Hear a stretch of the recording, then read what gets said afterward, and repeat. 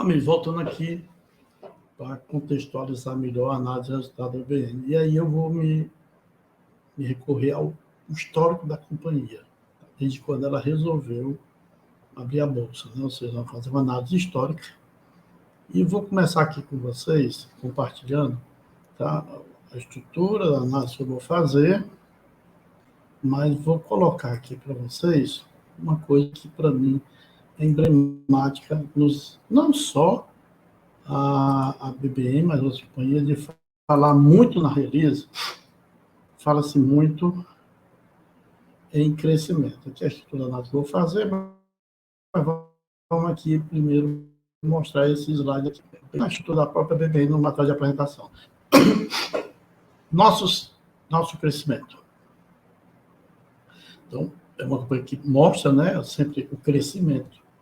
E eu comento sempre que a release, que é uma peça de marketing também, precisa ser melhor apresentada, né? E aí o crescimento em si aí está até 2021. Eu peguei o contexto que normalmente as companhias se apresentam, e é uma coisa dentro da minha análise de mudança que eu penso que dá para fazer do mindset do setor, né, a gente mudar esse pensamento sobre o setor, porque aí eu vou parar com isso aqui, tá? E vamos entrar aqui na estrutura. Isso prejudica muito a imagem dos executivos e investidores dessas companhias. Então, se uma empresa vai mal no mercado, o setor todo fica em interrogação, e isso cria uma certa desvalorização. Então, nós vamos começar aqui a mostrar a análise histórica da BBM, segundo o que eu coletei. E aí vai um ponto que a BBM não sei, alguns benchmarks e outras empresas do mercado, que dá o histórico todo ali. Ela está, inclusive, atrasada para a planilha de fundamentos. Então, vamos aqui, vou levar o mesmo critério com relação ao FIIs do trimestre, né? Então, em 2017, voltando aqui de laranja agora, tá? Desculpa, a companhia resolveu que queria crescer, aí, ótimo, mercado, tudo, né? Ela faturava 289 milhões.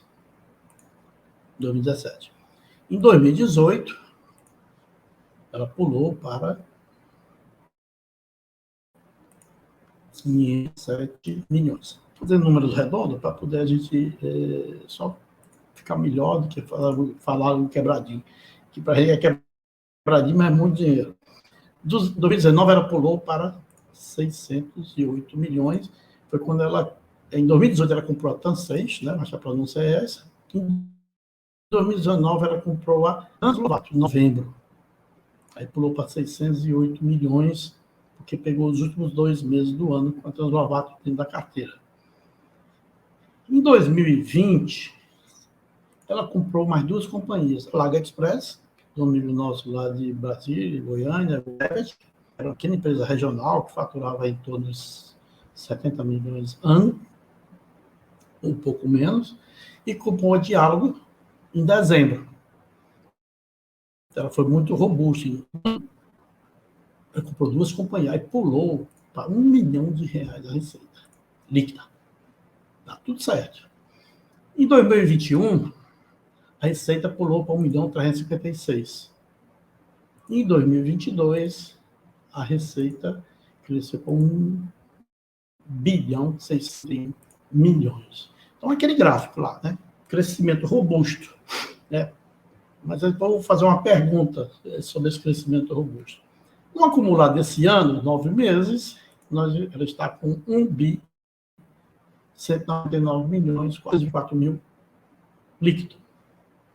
Quem levando a regra de crescimento dela que ela vinha, deveria estar com 1.432, botando a mesma regra de crescimento de 2022. Então, ela está com uma queda do seu nível de crescimento de 41 milhões esse ano. Ou seja, a empresa, a partir de uma reestruturação, e aí ela se expõe no mercado, o mercado também reage, natural. Então, ela tem que, daqui não está conseguindo crescer, fazer o deverzinho de casa. Então, ela cresceu no primeiro 75,8% em 2018, cresceu mais 19,9% em 2019, cresceu 64,6% em 2020, com a entrada da Laga Expert da diária, cresceu 35,3% em 2021, mas 20 em 2022. Esse ano, ela não vai ter crescimento, ela está com 1,2%. E esse trimestre, o mercado não está muito bom. Então, no máximo, ela vai empatar. E aí, começa a preocupação. Tá? Aí, os custos dos serviços, agora vamos começar a ter um jogo interessante de análise. A receita cresceu 75,2%, que vai ficar laranja, ó. Pá. Em 2018. Mas o custo do serviço cresceu 78%. 3,2% de perda de resultado. Aí de cara com a entrada da Transition. Eu não sei o que foi que houve internamente, não tenho como, porque o nível de detalhamento do DRE, ela não coloca as planilhas de referência, mas não coloca, e não coloca com tanto detalhe como as outras companhias fazem, não me permite fazer essa análise, eu só posso olhar o número fechado. Então, já perdi aqui, na eficiência, na produtividade da operação, 3,2%. Em 2019, cresceu 19,9%. Mas o cresceu, tá na operação, caiu, cresceu 29,9%. Perdi de novo, mais 6%, exatamente 6% da minha eficiência operacional. Já eu vou expor o que é que isso preocupa. E em 2020 eu cresci mais 64%, ou seja, eu vou mostrar aquele gráfico de crescimento, né? Mas o meu custo, o meu resultado, o custo do serviço, cresceu 58%, ou seja, um pouquinho menos, ou seja, cresceu dessa vez um pouco menos, né? Mas em 2021, eu cresci 35% e o custo voltou a crescer acima, 41,1%. Houve, eu perdi 5 pontos percentuais na minha eficiência operacional. Essa empresa tem um pacote de gestores que eu já mostrar. Em 2020, eu cresci 20,3%. Só que o meu cresceu 22,2%. Perdi mais 1,9 pontos percentuais na minha eficiência operacional. Isso é os números da BB. Então, e esse ano aqui, né, ainda não fechou, vamos analisar como fechar, mas a trajetória de resultado da operação da companhia eu vou usar um nome, uma palavra assim meio pesada, é desastrosa. Sou professor de gestão de números, eu não sei internamente. Internamente ela tem uma estrutura, tem toda uma governança, tudo isso é muito importante, mas os números não refletem essa estrutura. E aí o que é a companhia que tem que explicar? Não sou eu, só estou andando. Aí vamos aqui, ao lucro bruto. Ela tinha um lucro bruto, aí, vamos lá, não vamos falar só os percentuais. O lucro bruto é 14,9 em 2017, quando ela tomou a decisão de fazer o corte e ir para o mercado. No primeiro ano que ela abriu, caiu para 13,4. No terceiro ano, que foi 2019, caiu para 9%. O lucro bruto. Em 2020, tem uma melhorada, porque entrou a Translag e entrou também a Translovato. Mas aí, no momento seguinte, caiu para 8,5%. E nos últimos 2 anos, caiu de novo. Em 2022, para 7%. E esse ano está com 6,3%. Para vocês terem uma ideia, eu não sei como é que era a Transition, mas a Laga Express era um pouco mais carga de média, ticket média acima de 500 quilos, a mais, mas a Translovato era fracionada. A Translovato, normalmente no mercado, é uma empresa para dar aí 25% de lucro bruto. Que é a Translovato é uma empresa fechada, né? Uma empresa familiar e agora aqui é aberta. Então, o normal disso, no mix, essa companhia era para estar com 20%. Melhorar 2 ou 3 vezes esse número é um dever de casa muito forte. Tem que fazer uma série de trabalhos, que eu vou até falar sobre esses itens, mas esse é um ponto preocupante da empresa. Nesse ponto, ela não consegue gerar caixa para bancar as outras despesas e bancar possivelmente o pagamento de todo o recurso que foi pego no mercado para fazer essa transição de empresa fechada para empresa aberta de mercado. E aí vamos ver, vou mostrar o outro ponto que é preocupante, que eu acho que é importante. Historicamente, eu vou mostrar, eu não estou aqui criticando as pessoas que estavam lá, que fizeram, isso não cabe a mim, mas colocar o número do ponto de vista do negócio. Então, as despesas administrativas eram 24 milhões, quando ela começou a abrir o capital, pulou para 30 no primeiro momento, ou seja, ela cresceu 29%, né, mas a empresa cresceu muito mais em cima, era 8,5%, caiu para 6,3%, teve uma rentabilidade. E a despesa operacional? Em 2019, quando entrou a Translovato, né, a despesa administrativa, ainda estava em 31 milhões. Né? E aí, entrou a Laga Express e adiaram.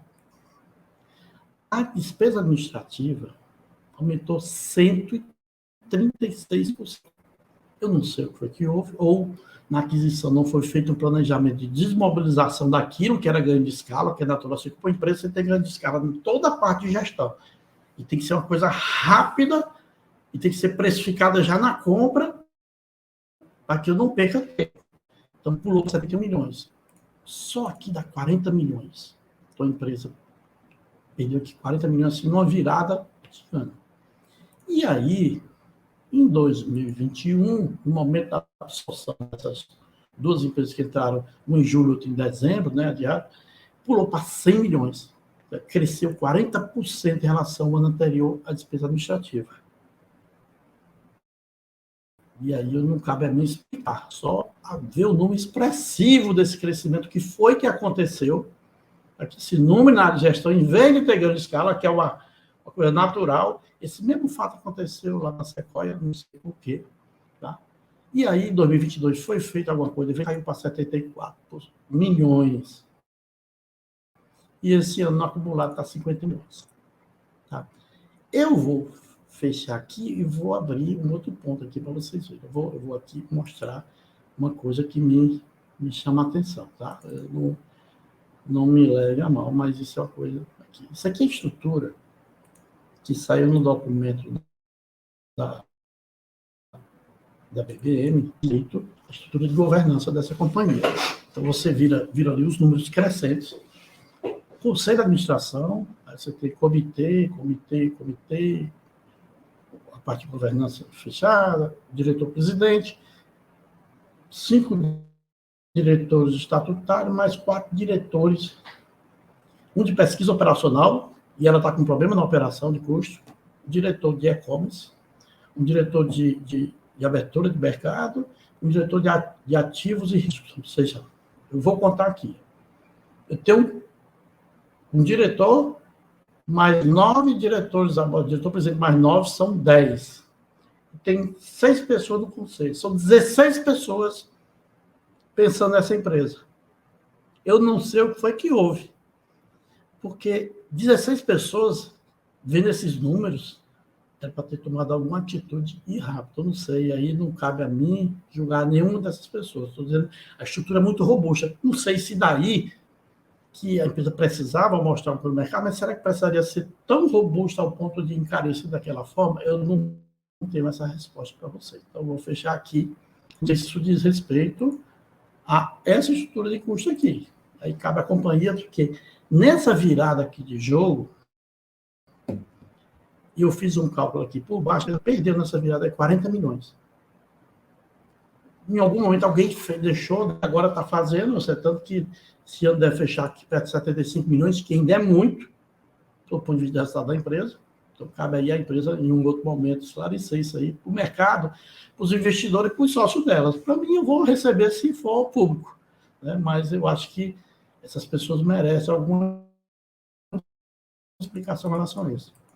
A despesa viva, aqui era 4 milhões, tá? Vou para 5.900, era 1,2 aqui da receita, aí caiu 0,4 aqui do ano, mas uma coisa fantástica. Subiu para 3, cresceu 700% em relação quando entrou as companhias compradas, ou seja, alguma coisa de remuneração fora do alinhamento, né? Todos esses aspectos você pega no ato de fazer análise para aquisição.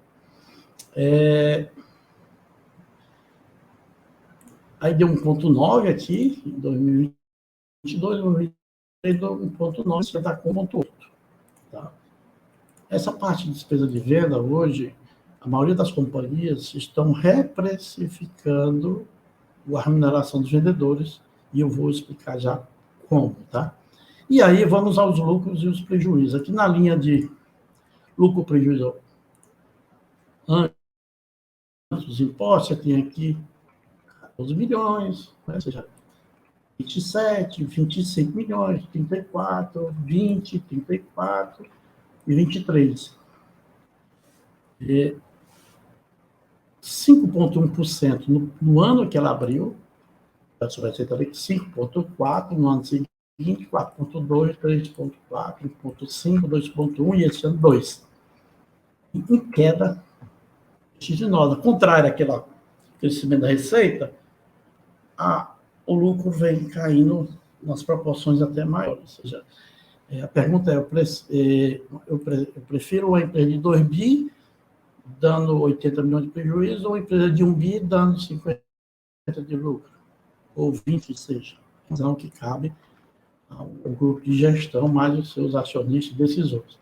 O custo financeiro da companhia foi aqui de 14 milhões, 16, 21, 25, 47, 109, e você ainda está com 106. Ou seja, 5,1%, 3,2%, 3,5%, 2,2%, 5,7%, 8,9%. Isso reflete exatamente o que eu disse. O resultado da estrutura da gestão de precificação e custeio da operação. E mais esse fato do custo administrativo, que aí carecia de uma explicação. O que esse bypass aí comeu, na minhas contas, uns 40 milhões. Como é que foi? Eu não sei. Isso fez com que a companhia não está no estado que está. E aí vamos aqui para o LAI, né? Naquele ano lá que ela abriu, né? 2017, 0,3 negativo. 2018, 2,7. De lá para cá, só prejuízo do LAI, 2,87, 1,7, 1,94, 4,57, 6,94. Ou seja, ano a ano, essa empresa, no prejuízo, ia aumentando. Ela simplesmente, em 4 anos, triplicou o prejuízo dela.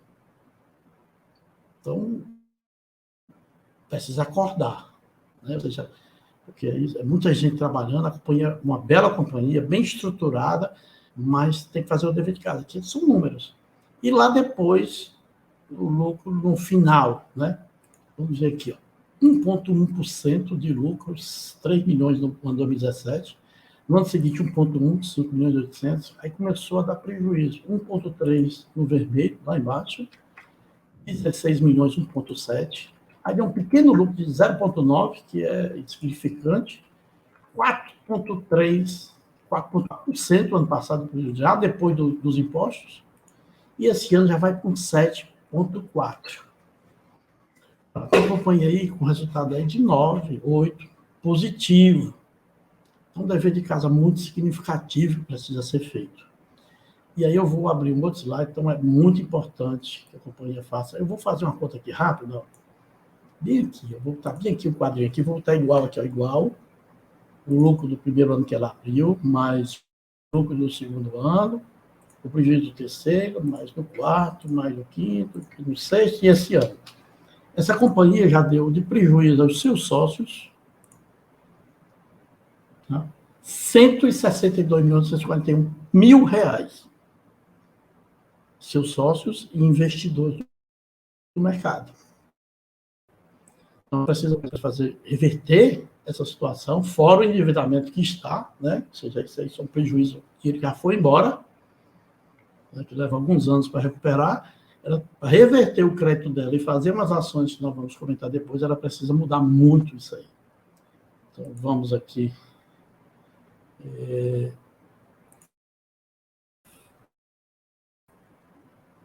De olhar aqui para de comentar. Então, a companhia, não sei dizer, ela está realmente com um dever de casa muito, vou repetir, robusto para ser realizado. Então, e aí não cabe, de novo, essa é uma ação interna. Se o mercado não está favorável na carteira de clientes que ela comprou 3 companhias, e aí existe um profissional lá que cuidava da aquisição, e aí não cabe responsabilizar a pessoa, porque tem um conjunto, você tem uma cabeça com 16 pessoas bem remuneradas para responder por isso. Então, a companhia precisa realmente, para se reposicionar no mercado como um player de ponta, ela precisa efetivamente, conceitualmente está tudo certo, mas tem que dar resultado, tá bom? Então, vamos agora por aqui, vamos para a terceira etapa, que seria um plano de ação, que eu ousadamente vou falar sobre isso. Obrigado, só mais um momento, voltamos já.